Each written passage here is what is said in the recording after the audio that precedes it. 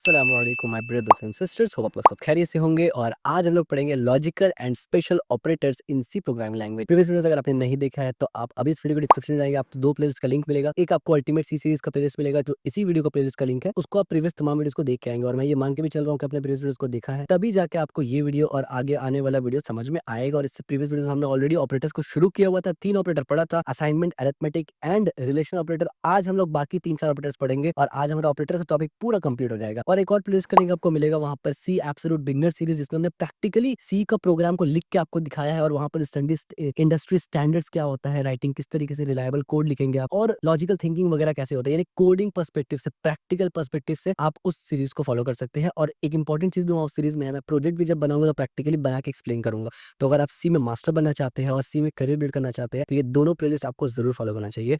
So before wasting any time, चलिए शुरू करते हैं। और वीडियो शुरू करने से पहले मैं आपको ये याद दिला देना चाहता हूँ कि अगर अब तक आपने इस चैनल को सब्सक्राइब नहीं किया तो चैनल को सब्सक्राइब कर लीजिए, वीडियो को लाइक नहीं किया तो लाइक कर लीजिए, और इस वीडियो को शेयर भी कर देना। तो शुरू करते हैं लॉजिकल एंड स्पेशल ऑपरेटर्स। अब ये लॉजिकल और स्पेशल ऑपरेटर्स होता क्या है? मास्टरिंग एडवांस ऑपरेटर इन सी प्रोग्रामिंग लैंग्वेज। हमने इसको एडवांस ऑपरेटर का नाम क्यों दिया? देखिए, एडवांस ऑपरेटर एक्चुअली में उतना नहीं है, लेकिन अभी आप बिगिनर है तो इस वजह से ये एडवांस बन जाता है थोड़ा सा, ठीक है। और एक तरफ से ये भी है कि एडवांस प्रोग्रामिंग में आपको इसका जरूरत पड़ता है, ठीक है। तो logical, increment, conditional and size of, ये क्या है ये समझते हैं। सबसे पहले लॉजिकल ऑपरेटर क्या होता है वो समझते हैं।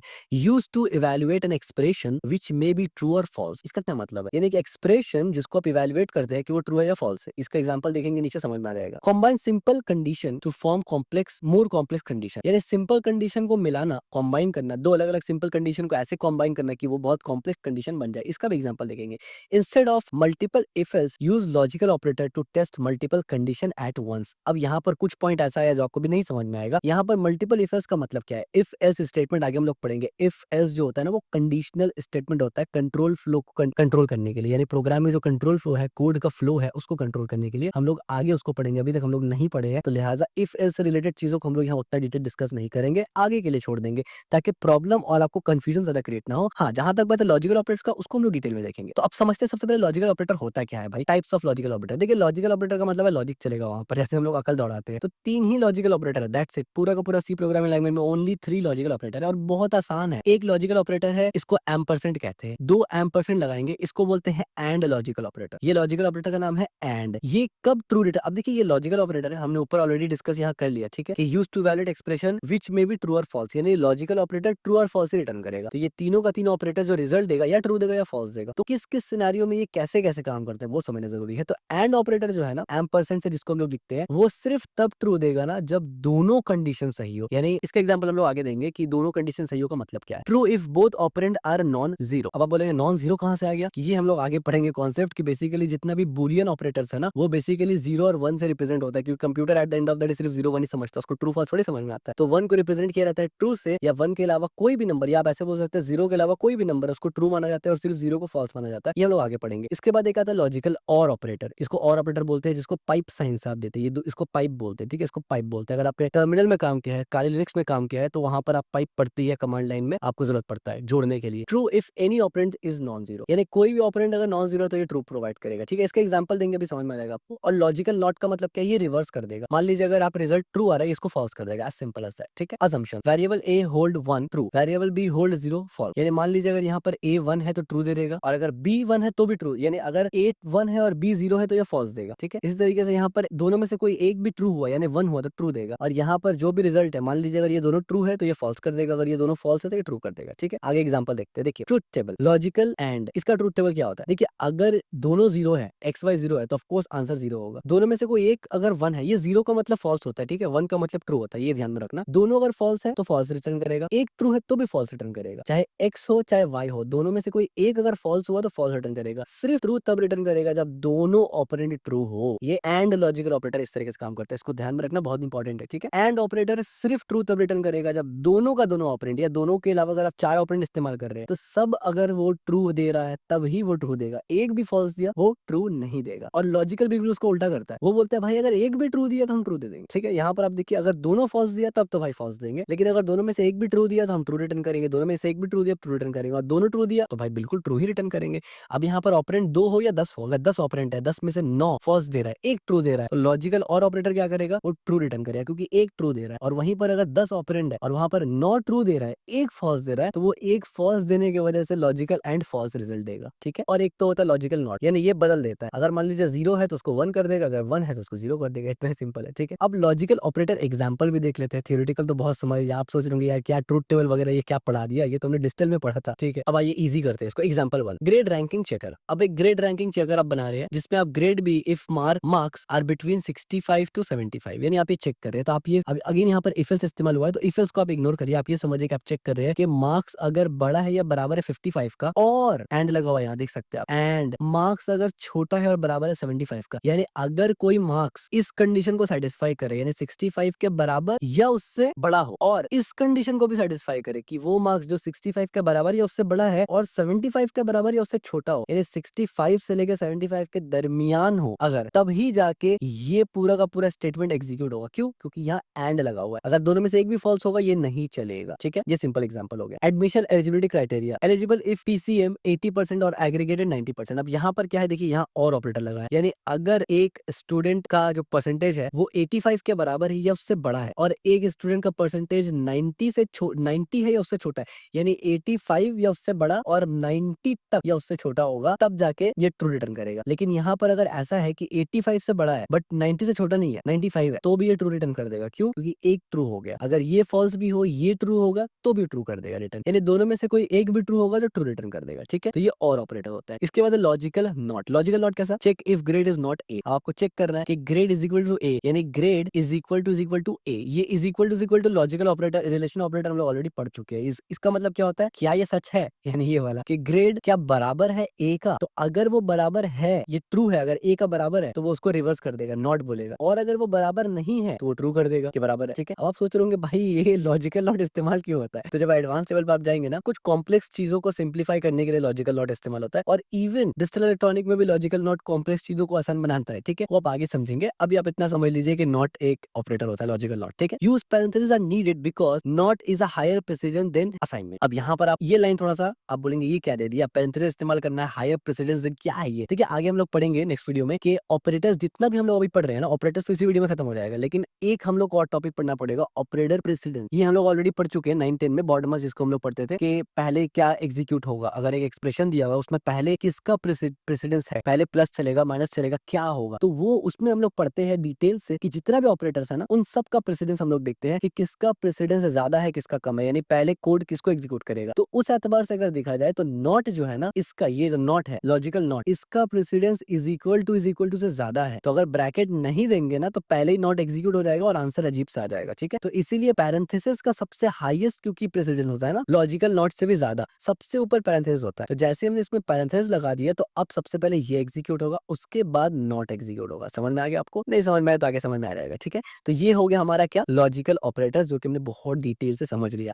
अब आते हैं सिंपल ऑपरेटर्स में, जो कि इजी है, आराम से समझ में आ जाएगा। इंक्रीमेंट एंड डिक्रीमेंट ऑपरेटर, भाई ये तो आप जब भी लूप इस्तेमाल करेंगे आप, और भी बहुत ज्यादा इसका इस्तेमाल करेंगे, खास करके जब एल्गोरिथम्स वगैरह लिखेंगे ना, डीएसए वगैरह जब आप करेंगे तो भी इसका इस्तेमाल काफी ज्यादा आप करने वाले हैं, और ये बहुत ईजी है। इंक्रीमेंट एंड डिक्रीमेंट ऑपरेटर क्या होता है ना, two very useful operator, plus plus and minus minus, that add और subtract one from the operand. अब ये क्या होता है बेसिकली, अब तक हम लोगों ने क्या देखा कि जितना भी ऑपरेटर है वो उसको दो ऑपरेंड चाहिए, लेकिन इसको एक ही ऑपरेंड चाहिए। ये यूनिरी ऑपरेटर है, यहाँ पर हमने ऑलरेडी बताया भी है, ये यूनिरी ऑपरेटर है। सबसे पहले देखते हैं कि ये काम क्या करता है। देखिए ये प्लस प्लस का मतलब ये है ना कि जो भी वेरिएबल का वैल्यू है उसमें एक ऐड कर दो, दैट्स इट। और माइनस माइनस का मतलब ये है कि जो भी वेरिएबल का वैल्यू उसमें एक घटा दो, इतना ही है, इतना सिंपल। अब इसमें दो पॉइंट होता है, यानी देखिए काम तो यही करेगा। प्लस प्लस का मतलब वेरिएबल में जो भी वैल्यू है एक ऐड कर दो, और माइनस माइनस का मतलब वेरिएबल में जो भी वैल्यू है एक घटा दो। अब इंक्रीमेंट डिक्रीमेंट ऑपरेटर में दो पॉइंट होता है, एक होता है प्री फिक्स और एक होता है पोस्ट फिक्स। अब इसका मतलब क्या है, एडवांस लेवल आप जाएंगे तो आपको एग्जैक्ट समझ में आएगा कब किसको इस्तेमाल करना है, लेकिन अभी आप सिर्फ समझ लीजिए कि प्रीफिक्स क्या काम करता है और पोस्ट फिक्स क्या काम करता है, बहुत आसान है। अब देखिए प्रीफिक्स पहले तो लिखते कैसे करके है। प्रीफिक्स जब आप करेंगे, प्री यानी पहले, प्रीफिक्स पहले फिक्स करो, क्या फिक्स करो, प्लस प्लस इस्तेमाल करना है तो पहले प्लस प्लस लिखेंगे और फिर वेरिएबल का नाम लिखेंगे,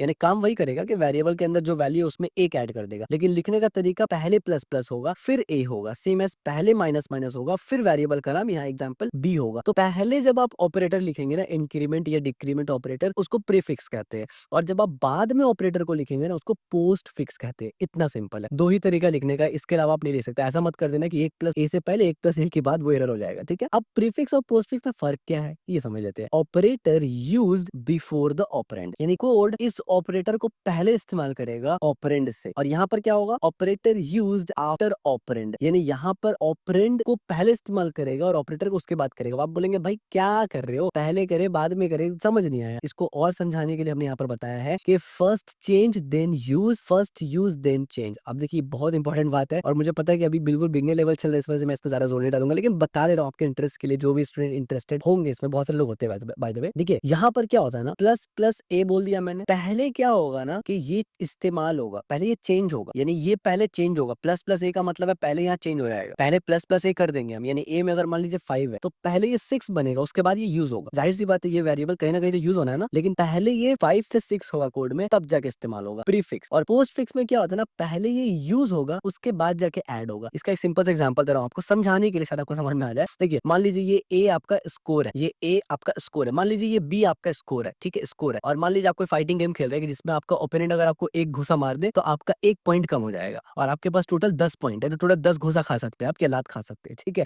तो मान लीजिए आपका भी 5 स्कोर है, 5 लात या घुसा आप ऑलरेडी खा चुके हैं। अब मान लीजिए आप क्या चाहेंगे कि वो आपको घुसा मारे तब जाके आपका पॉइंट कमेगा ना। ऐसा तो नहीं है कि घुसा मारने से पहले पॉइंट कमा देते हैं और फिर वो घुसा मारेंगे, ये तो गलत हो जाएगा। पहले वो घुसा मारेगा आपको, जैसे आपका जो कैरेक्टर है उसको घुसा हिट हुआ उसी वक्त वो चेंज करेगा। तो यहाँ पर वही देखिए, फर्स्ट यूज देन चेंज, तो पहले वो इस्तेमाल करेगा कि भाई घुसा खाया कि नहीं, पहले ये चेक करो, हाँ घुसा खा लिया, फिर जाके वो बोलेगा आप माइनस माइनस करो। लेकिन अगर इस सिनेरियो में जो एग्जांपल मैंने दिया, अगर आप ये इस्तेमाल कर लेंगे तो गड़बड़ हो जाएगा, वो पहले ही बदल देगा उसके बाद जाके चेंज करेगा, तो स्कोर आगे पीछे आपको दिखेगा। एकदम सिंपल एग्जांपल दिया, मेरे ख्याल से समझ गए होंगे आप लोग। तो अगर नहीं भी समझ में आया टेंशन मत लीजिए, अगर प्रोजेक्ट बनाऊंगा बाद में तो आपको समझाऊंगा डिटेल में, आप समझ जाएंगे, बट मेरे ख्याल से समझ में आ गया होगा, ठीक है। जब भी इंक्रीमेंट डिक्रीमेंट का नाम है, 3 चीज याद रखना है। सबसे पहला प्लस प्लस होता है और माइनस माइनस होता है, और कुछ मल्टीप्लाई मल्टीप्लाई, प्लस प्लस ही पकड़ के चलिए, अब आप माइनस माइनस पकड़ के चलिए। प्लस प्लस का मतलब कोई भी वेरिएबल में डालेंगे तो एक ऐड कर देगा, माइनस माइनस का मतलब एक माइनस कर देगा। दूसरा चीज आपको याद रखना है कि भाई पोस्ट फिक्स और प्रीफिक्स बोल के भी कुछ होता है। और तीसरा अब क्या करता है, प्रीफिक्स का मतलब होता है पहले चेंज करेगा फिर इस्तेमाल करेगा वेरिएबल को, पोस्ट फिक्स में पहले वेरिएबल इस्तेमाल करेगा और फिर जो चेंज है यानी प्लस प्लस वो बाद में करेगा। और तीसरा चीज आपको ये याद रखना है कि भाई लिखते कैसे है, प्रीफिक्स में ऑपरेटर को पहले लिखेंगे, वेरिएबल को बाद में लिखेंगे, पोस्ट फिक्स में वेरिएबल को पहले लिखेंगे, ऑपरेटर को बाद में लिखेंगे। और सिंपल दिमाग में आपका आ जाएगा, पोस्ट फिक्स वेरिएबल को बाद में, प्रीफिक्स वेरिएबल को, सॉरी पोस्ट फिक्स ऑपरेटर को बाद में और प्रीफिक्स वेरिएबल को बाद में, ठीक है। Important, this operators required only one operand, जैसे मैंने पहले ही कहा कि ये एक ऑपरेंड पे सिर्फ काम करता है, यूनिरी ऑपरेटर है, unary operator. And the operand must be a variable not constant, और यहाँ पर ऑपरेंड जो है वो वेरिएबल ही होना चाहिए, कांस्टेंट ऐसा नहीं है कि डायरेक्ट 5 यहाँ पर हो और आप प्लस प्लस कर रहे हो, काम नहीं करेगा। आपको एक वेरिएबल ही चाहिए क्योंकि कांस्टेंट नहीं बदलता है ना भाई, थोड़ी देर पहले हमने बात किया ना। आप यहाँ पर 5 बोलेंगे तो 5 में ऐड कैसे करेंगे 6 को, आप बोलेंगे क्यों नहीं हो सकता 6 में ऐड, अरे हम लोग पढ़ के आए ना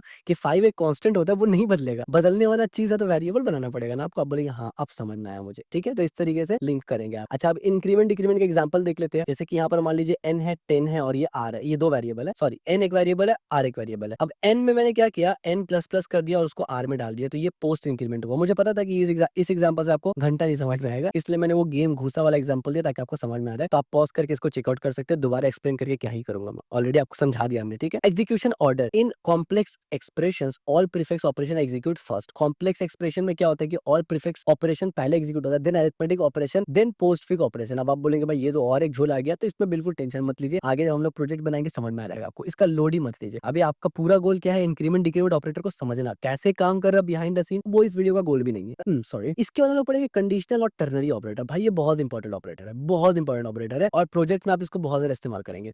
seize only ternary operator, takes 3 operand and is closely related to if else structure. अब टर्नरी ऑपरेटर और इफ एल्स भाई दोनों बहुत सेम होता है, और आप बोल सकते हैं कि इफ एल्स को ही शॉर्ट तरीके से आप टर्नरी में लिखते हैं, यानी इफ एल्स एक बड़ा स्टेटमेंट होता है, उसी को अगर छोटा सिंपल वे में लिखना है आपको, आप टर्नरी इस्तेमाल करते हैं। तो टर्नरी का सिंटैक्स क्या होता है, देखिए टर्नरी का सिंटैक्स क्या होगा, सबसे पहला पैरेंथेसिस के अंदर आपको कंडीशन देना पड़ेगा, कंडीशन ऑफ कोर्स जिसके ऊपर आपको कंडीशन लगाना है, यानी एक कंडीशन देना है, उसके बाद आपको क्वेश्चन मार्क देना है। अब ये कंडीशन लगाया, इसमें क्वेश्चन मार्क दिया, इसका मतलब इसको रीड कैसे करेंगे, मान लीजिए यहाँ पर हमने लिखा ए, ठीक है। अब हम बोलेंगे ए इज इक्वल टू, यानी क्वेश्चन मार्क, यानी क्या ए ट्रू है, इसको ऐसे पढ़ेंगे, क्या ये कंडीशन ट्रू है, क्वेश्चन मार्क का मतलब, अगर ट्रू है तो एक्सप्रेशन 1, और अगर फॉल्स है तो ये क्या मतलब, मान लीजिए मैं बोल रहा हूँ कि अगर एज 18 से बड़ा है, ये कंडीशन के अंदर मैं लिख रहा हूँ age is equal to greater than 18, अगर एज बड़ा है और अगर एज बड़ा रहा तो मैं यहाँ पर बोलूंगा अलाउड ड्राइविंग, ये दूसरा एक्सप्रेशन है। और अगर फॉल्स रहा तो कोलन के बाद मैं बोलूंगा नॉट अलाउड ड्राइविंग, एकदम सिंपल सी बात है, ठीक है। इसका एग्जांपल लेते हैं, इफ कंडीशन इज ट्रू, यानी ये अगर ट्रू है, एक्सप्रेशन 1 इज इवैल्यूएटेड, यानी पहला एक्सप्रेशन इवैल्यूएट होगा। यहाँ पर नाम पे मत जाइए, क्वेश्चन मार्क के बाद जो होगा वो पहले, अगर ट्रू है तो क्वेश्चन मार्क के बाद वाला ही चलेगा, अगर ट्रू है, और अगर फॉल्स है तो कोलन के बाद वाला ही चलेगा, ठीक है, ये रूल है, नाम से कोई फर्क नहीं पड़ता। Else expression two is evaluate. Example देखिए, एक वेरिएबल है, ये तो वेरिएबल इसको स्टोर करवा रहे, इसको ढील दीजिए। यहाँ देखिए y इज लेस देन 20, क्या y 20 से छोटा है? अगर y 20 से छोटा है तो 9 आ जाएगा, अगर बड़ा है तो 10 आ जाएगा। इसको आप इस तरीके से समझिए, if y is less than 20 then x is equal to 9 हो जाएगा, else x is equal to 10 हो जाएगा, जो हमने यहाँ आपको समझाया, ठीक है। एग्जांपल 2 देख लीजिए, प्रिंट में अभी, अच्छा हाँ, आप इसको डायरेक्ट प्रिंट में भी लिख सकते हैं। प्रिंटफ के अंदर देखिए हम पूरा लिख रहे हैं, ठीक है, कि ग्रेड अगर बड़ा है या बराबर है 50 का, देखिए ये पूरा एक्सप्रेशन हो गया ना, ये ग्रेड अगर बड़ा है या बराबर है 50 का तो क्या करना है, अगर ट्रू हुआ तो पास आएगा क्योंकि पहला एक्सप्रेशन, फॉल्स हुआ तो फेल आएगा, ठीक है। Print pass if grade is इतना, एल्स फेल्ड, ठीक है। एग्जांपल 3 ये भी आप देख सकते हैं, ठीक है, एक अलग एग्जांपल है। यहाँ पर क्या कर रहे हैं हम लोग, ए बी को, यानी आप देखिए यहाँ पर पूरा का पूरा प्रिंट ही हम लोग कंडीशन एक्सप्रेशन में डाल दे रहे हैं, ठीक है। हमने बोला ए बी से बड़ा है कि नहीं, अगर बड़ा है तो ये पूरा का पूरा प्रिंट चल जाएगा, ए इज ग्रेटर देन बी, और इसके अंदर कुछ और भी डाल सकते हैं, और अगर फॉल्स हुआ तो ये आ जाएगा, ठीक है। Execute first printf if A is greater than B, else execute second printf. तो ये 3 एग्जांपल हमने सिर्फ इसलिए दिया ना, बताने के लिए कि इसका बहुत अलग अलग यूज केस है और बहुत एडवांस लेवल पे भी यूज केस आप इसका करते हैं और प्रोफेशनली आप इसका इस्तेमाल करते हैं। जब आप प्रोजेक्ट वगैरह कुछ बनाते हैं तो उस पर हम लोग डिस्कस करेंगे जब हम लोग प्रैक्टिकल वाले पार्ट पे आएंगे, इसलिए बोल रहा हूँ कि प्रैक्टिकल वाला को भी जाके जरूर चेकआउट करिए, दोनों चैनल को सब्सक्राइब करके रखिए, ठीक है। अब आइए स्पेशल ऑपरेटर्स को, काफी सारे ऑपरेटर हम लोग ऑलरेडी पढ़ लिया, ठीक है, रैप अप करवाऊंगा मैं ऊपर। स्पेशल ऑपरेटर क्या होता है भाई, कॉमा ऑपरेटर। अब आप बोलेंगे ये भी कोई ऑपरेटर है, बहुत सिंपल है, अब तक इस्तेमाल करते हुए हम लोग। कॉमा ऑपरेटर क्या होता है, use to link related expression together, यानी एक तरीके का एक्सप्रेशन को जोड़ने के लिए काम में आता है। इसका क्या मतलब है, इसका मतलब ये हुआ कि देखिए इनिशियल यानी int value X and Y. आप बोलेंगे ये क्या है, अगर मैं पूछूं आपसे, आप बोलेंगे भाई डिक्लेरेशन कर दिया वेरिएबल को। मैं बोलूंगा क्या क्या डिक्लेयर किया, आप बोलेंगे एक वीएल नाम का वेरिएबल है जो कि इंटीजर रहेगा, एक एक्स और एक वाई है, तीनों ही इंटीजर डिक्लेयर कर दिया, तो भाई यही कॉमा से यही कॉमा ऑपरेटर है, दैट्स इट। यानी जब मल्टीपल एक तरीके का चीज को असाइन करना हो तो कॉमा इस्तेमाल करेंगे, यहाँ पर बीच में कॉमा इस्तेमाल किया हमने। सेम एज वैल्यू अगर हम लोग देते हैं, एक्स के अंदर 10 दे रहे, वाई के अंदर 5 दे रहे और एक्स प्लस वाई करना चाहते हैं, तो इसमें भी हम कॉमा दे रहे बीच में, as you can see. Same as printf में भी हम लोग कॉमा इस्तेमाल करते हैं, एज यू कैन सी यहाँ आपको दिख रहा है प्रिंटफ के अंदर भी, तो ये सिंपल सा है। अच्छा, ये तो कॉमा ऑपरेटर हो गया, यानी अलग से ऑपरेटर बोलना भी तो ये बहुत ही ज्यादा बड़ा हो जाएगा, एक सिंपल सा कॉमा है बस, ये आपको पता होना चाहिए। इसके बाद साइज ऑफ ऑपरेटर है, हमने ऑलरेडी एब्सोल्यूट सी बिगनर सीरीज जो है, जो प्रैक्टिकल सीरीज, उसमें हमने साइज ऑफ ऑपरेटर के ऊपर बहुत डिटेल डिस्कस किया है और डिटेल में आपको प्रैक्टिकली करके बताया, ठीक है, तो आप वहां जरूर देख लेना। Return the number of bytes of an operand occupied, यानी कोई भी वेरिएबल है वो कोई ना कोई डेटा टाइप वाला ही होगा। हम लोग ऑलरेडी डिस्कस कर चुके हैं कि विदाउट कोई डेटा टाइप का कोई वेरिएबल हो ही नहीं सकता। अगर वो वेरिएबल है उसमें कोई ना कोई डेटा टाइप तो होगा, तो वो वेरिएबल का साइज कितना है ये पता करना, यानी साइज से मुराद यानी वो वेरिएबल मेमोरी में कितना जगह ले रहा है, उसको पता करने के लिए आपको साइज ऑफ वेरिएबल इस्तेमाल करना पड़ेगा, ठीक है, इस तरीके, ठीक है। तो अब देखिए यहाँ पर हमने इंट एन लिखा और एन को हमने साइज ऑफ इंट कर दिया, प्रिंट करवा दिया इसमें, तो आउटपुट कितना आया, एन 2 और 4, यानी depending on the system 2 bytes या 4 बाइट मेमोरी वो ऑक्यूपाइड करेगा। सेम एज हमने यहाँ पर एंट लिखा और साइज ऑफ डबल, आपको पता है 4 डेटा टाइप है, कैर है, इंट है, फ्लोट है, डबल है, ठीक है, अलग सबका अलग अलग जो है साइज है जो मेमोरी में जाके वो लेता है, ठीक है। तो अगर उसको चेक करना है आपको, तो साइज ऑफ एक फंक्शन होता है, उसके अंदर आपको वेरिएबल का नाम पास कर देना है, या तो आप इंट, अब देखिए यहाँ पर इंट का नाम पास किया है ना, तो आपको पता है इंट 4 से 2 बाइट का होता है, डबल 8 बाइट का होता है, फ्लोट 4 बाइट का होता है, कैरेक्टर 1 बाइट का होता है, लेकिन जो वेरिएबल आप बनाए हैं उसमें क्या है, अगर आपको ये जानना है, मान लीजिए आपको टाइप देख के वैसे समझ में आ ही जाएगा, लेकिन लेट्स से आपको नहीं पता वेरिएबल का टाइप क्या है या वेरिएबल में कितना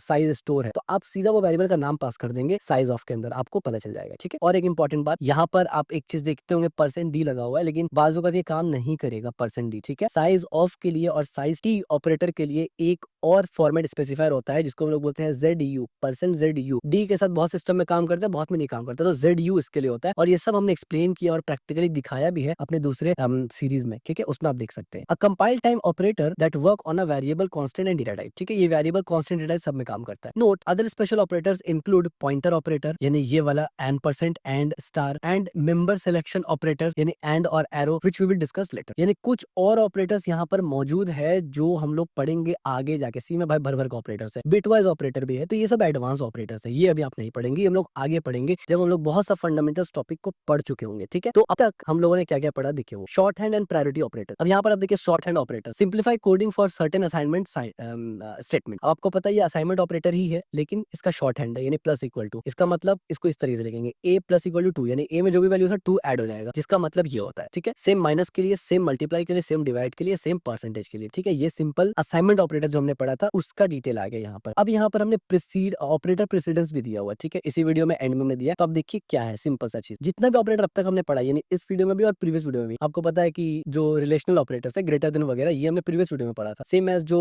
हमारा ये ऑपरेटर है, यानी अरिथमेटिक ऑपरेटर है, वो भी हमने प्रीवियस वीडियो में पढ़ा था, ठीक है। सब ऑपरेटर का प्रेसिडेंस देखिए, सबसे high hierarchy of the solving mix expression highest to lowest level, सबसे ज्यादा। और एक इंपॉर्टेंट बात, प्रेसिडेंस तो देखेंगे प्लस एग्जीक्यूशन किस तरीके से होगा, लेफ्ट से राइट होगा, राइट से लेफ्ट होगा, ये भी बहुत जरूरी है, ठीक है। सबसे पहला, सबसे ज्यादा प्रेसिडेंस किसका होता है? सबसे हाईएस्ट प्रेसिडेंस होता है पैरेंथेसिस का। और ये एग्जीक्यूट कैसे होगा? लेफ्ट से राइट, यानी पैरेंथेसिस के अंदर कोई एक्सप्रेशन लिखा है तो वो लेफ्ट से राइट एग्जीक्यूट होगा, ये ध्यान में रखना आपको। दूसरा दूसरा जो हाईएस्ट प्रेसिडेंस होता है वो होता है नॉट का, यानी नॉट इक्वल टू का, प्लस प्लस और माइनस माइनस, यानी इंक्रीमेंट डिक्रीमेंट और नॉट इक्वल टू का, इस तरीके से टाइप और साइज ऑफ का, और यूनिरी वगैरह। अभी हम लोग यूनिरी नहीं पढ़े, आगे पढ़ेंगे। इनका प्रेसिडेंस सेकंड लेवल पे होता है, यानी अब तक जो हमने पढ़ा है वो साइज ऑफ हो गया, ये ठीक है। और ये राइट से लेफ्ट एग्जीक्यूट होता है, ये ध्यान में रखना बहुत ज्यादा जरूरी है, राइट से लेफ्ट एग्जीक्यूट होता है, ठीक है। इसके बाद क्या होता है? मल्टीप्लिकेशन, डिवीजन और मॉड्यूलस, इसका प्रेसिडेंस होता है, यानी इसका प्रेसिडेंस प्लस माइनस से ज्यादा होता है, जो कि लेफ्ट से राइट होता है। इसके बाद प्लस और माइनस होता है, एडिटिव, ये लेफ्ट से राइट होता है। और इसके बाद less than equal to, greater than equal to, यानी रिलेशनल ऑपरेटर्स इसके बाद आता है। हालांकि नॉट इक्वल टू भी रिलेशनल है, लेकिन वो उसका प्रेसिडेंस हाई है, ठीक है। ये भी लेफ्ट से राइट होता है। इसके बाद आता है इक्वालिटी, जिसमें आप देखते हैं कि equal to, not equal to, sorry ये लॉजिकल ऑपरेटर है, रिलेशनल ऑपरेटर नहीं है, माय बैड। ये रिलेशनल ऑपरेटर है और ये भी रिलेशनल ऑपरेटर है। इक्वल टू और नॉट इक्वल टू ये भी रिलेशनल है, इसका प्रेसिडेंस ग्रेटर वगैरह से कम है। इसके बाद लॉजिकल एंड का प्रेसिडेंस है, इसके बाद लॉजिकल और है, और इसके बाद कंडीशनल है, ठीक है। यानी वो इफ टर्नरी वाला आप बोल सकते हैं। ये राइट से लेफ्ट होता है, ध्यान रखना। और इसके बाद असाइनमेंट ऑपरेटर आता है, यानी equal to, plus equal to, minus equal to, और ये पूरा असाइनमेंट ऑपरेटर राइट से लेफ्ट होता है एग्जीक्यूट। और फिर आता है कॉमा। तो सबसे हाईएस्ट प्रेसिडेंस कितना है? प्रेसिडेंस किसका है? पैरेंथेसिस का। सबसे लोएस्ट किसका है? कॉमा का। आप बोलेंगे भाई याद करेंगे, नहीं याद करने की जरूरत नहीं आपको, सिंपल एक ध्यान रखना है कि भाई हाईएस्ट प्रेसिडेंस पैरेंथेसिस का है। तो इनमें से कभी भी अगर आपको कंफ्यूजन हो जाए किसी में कि भाई किसका हाई है किसका लो, तो सिंपल सा बात है, जो एक्सप्रेशन को आप चाहते हैं पहले चले पैरेंथेसिस लगा दीजिए, उसमें बात खत्म। क्योंकि ये जितना भी ऑपरेटर्स है पैरेंथेसिस तो कम ही इसका प्रेसिडेंस है ना, तो जो भी चीज को आप पैरेंथेसिस के अंदर डालेंगे वो पहले ही होगा और बात वाला बाद में होगा, ठीक है। तो और करते करते भी आप सीख जाएंगे, यानी प्रैक्टिकल जब कोडिंग करते रहते हैं ना, तो आप सीख जाते हैं, आप समझ जाते हैं, इसको रट्टा मारने की जरूरत बिल्कुल भी नहीं है। तो हम लोगों ने क्या क्या पढ़ा? हम लोगों ने लॉजिकल ऑपरेटर्स पढ़ा, हम लोगों ने इंक्रीमेंट डिक्रीमेंट पढ़ा, कंडीशनल पढ़ा और साइज ऑफ पढ़ा, ठीक है। आई होप कि वीडियो आपको पसंद आया होगा। और ये वीडियो थोड़ा लंबा हो गया, मैं क्या करूँ, इतना ज्यादा डिटेल था तो एक्सप्लेन तो करना जरूरी था। और आज ही के बाय द वे इसी के साथ हमारा जो ऑपरेटर्स का टॉपिक है ना वो कंप्लीट हो जाता है। अगर वीडियो पसंद आए तो इस वीडियो को लाइक जरूर करना, चैनल को सब्सक्राइब जरूर करना और इस वीडियो को शेयर जरूर करना।